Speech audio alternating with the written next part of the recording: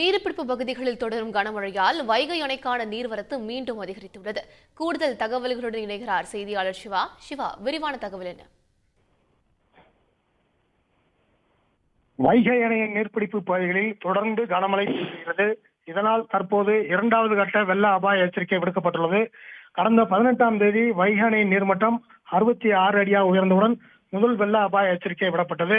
அதையடுத்து நேற்று அணையின் நீர்மட்டம் 68.5 அடியாக உயர்ந்தவுடன் இரண்டாவது வெள்ள அபாய எச்சரிக்கை விடப்பட்டது. தற்போது 69 அடி நிரம்பும் என சில மணி நேரங்களில் எதிர்பார்க்கப்படுகிறது.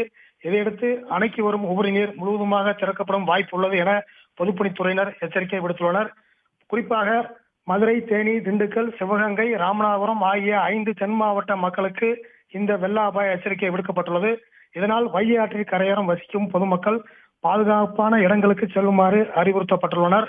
மேலும் ஆற்றை கடக்கவோ, குளிக்கவோ, துவைப்பதற்கு செல்லவோ, கால்நடைகளை தண்ணீர் விட செல்வதற்கோ செல்ல வேண்டாம் என அறிவுறுத்தியுள்ளனர்.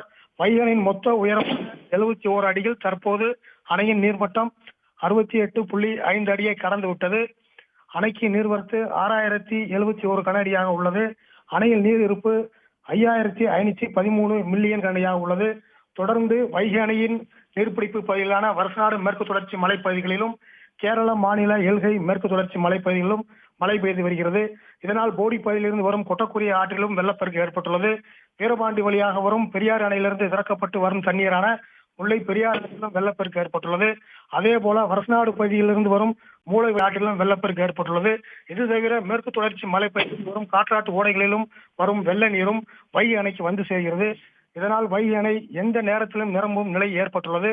இதனால் மதுரை, தேனி, திண்டுக்கல், சிவகங்கை, ராமநாதபுரம் ஆகிய 5 தென் மாவட்ட மக்களுக்கு பொதுப்பணித்துறையினர் எச்சரிக்கை விடுத்துள்ளனர். உடனுக்குடன் செய்திகளை தெரிந்து கொள்ள சன் நியூஸ் பெல் ஐகானை கிளிக் பண்ணுங்க.